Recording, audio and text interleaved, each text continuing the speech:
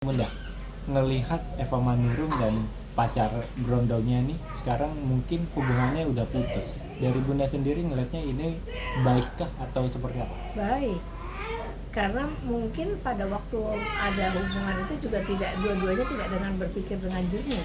Kalau menurut saya ya, yang laki kan juga harus pikir, katanya yang laki kan tadinya hanya seperti ibu, lah kenapa kok bisa di switch gitu, tidak sebagai ibu lagi. Terus kemudian yang perempuan juga, kenapa kok hanya dengan dapat perhatian lebih, apakah tidak ada perhatian di keluarganya. Nah itu yang kemudian harus dibicarakan kepada anak-anaknya. Merasa sendiri, kemana-mana sendiri, mungkin harus ada yang menemani. Kalau menurut saya ada banyak hal yang bisa dibicarakan, tidak usah melakukan tindakan yang menurut saya tidak sesuai dengan norma atau nilai-nilai atau moral juga sekaligus gitu.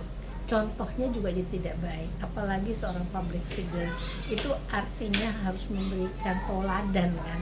Nah ini menjadi toladan yang tidak oke, dan akhirnya kalau menurut saya kalau bisa berpikir jernih kan jadi malu sendiri gitu apa yang sudah dilakukan sampai sejauh ini.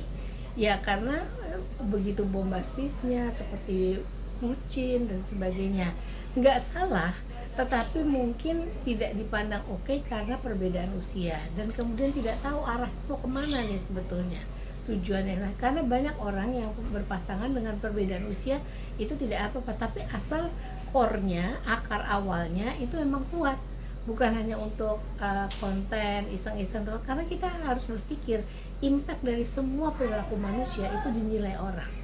Gimana cara tiap orang menilai itu beda-beda. Kenapa? Ada yang namanya persepsi. Persepsi seseorang terhadap sesuatu yang dia lihat itu bisa dampaknya, oh bagus, oh jelek, ih amit-amit. Nah itu kan harusnya nggak perlu dialami oleh orang yang sudah usianya seperti itu. Kalau menurut saya, karena harus dilihat sebagai orang yang mengayomi, memberikan tauladan. Tapi takut untuk memupus harapannya dari Eva, mungkin dia udah berharap apa karena mungkin si Jordan ini support sistemnya atau gimana, terus sekarang pas putus jadi nggak ada lagi ya. Nah itu kan harus diceritakan ke anak-anaknya. Orang tua itu ada namanya emptiness dalam perkembangan hidup manusia. Emptiness, bukan nest tapi nest tuh sarang. Karena anak-anak sudah nggak ada. Pada saat tahap itu, pada orang-orang udah yang pensiun dan sebagainya, harus pasti memikirkan bahwa ya lumrah, karena anak-anak sudah mendapatkan jalannya masing-masing. Yang harus dilakukan adalah mengisi diri masing-masing. Dengan apa? Dengan misalnya ke hobi, minat dan sebagainya. Dan otaknya itu mesti diisi juga. Manusia itu punya hemisfer kiri dan kanan, harus diisi supaya apa? Timbul kreativitas, ada keinginan untuk melakukan hal berbeda. Menurut saya berbedanya dalam artian positif ya, itu akan jadi bagus. Tapi kalau kemudian kita hanya nggak punya pemikiran, nggak melakukan apa-apa, hanya tergantung sama kesibukan anak, itu menjadikan kita yang orang udah tua, ya kebetulan saya udah 63, itu menjadikan kita menjadi tidak berasa kayaknya alone terus, nggak ada orang yang mendampingi dan sebagainya. Ada titik di mana manusia akan melewati itu, karena itu memang tahapan perkembangan.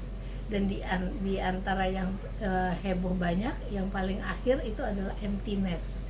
Artinya emptiness itu sangkar yang kosong gitu. Tapi dengan dia yang kita tahu kan dia jago banget nyanyi, udah fokus aja di nyanyinya ya Bunda? Menurut saya iya, ada hobi dan sebagainya. Ada orang tua yang hobinya kemudian olahraga yang ringan-ringan, ada yang berkebun, ada yang kemudian bikin kerajinan tangan. Lakukanlah itu supaya kemudian ada eksistensi diri lagi. Oh saya bisa melakukan ini, dan kemudian identifikasi dirinya tidak lagi saya yang dulu apa, tapi saya saat ini bisa apa, seperti itu. Terakhir mungkin dari saya, perlukah Mami Eva mencari sosok pendamping atau udah fokus? Kalau itu saya nggak tahu ya. Tetapi kalau menurut saya, kalau udah usia, ada orang yang merasa tiba-tiba jodohnya datang pada usia misalnya 50-60 tahun tuh mungkin saja.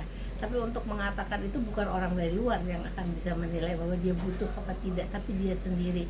Kalau dia bisa mengisi hidupnya, bisa kemudian mandiri dan sebagainya, pasti rasanya juga nikmat.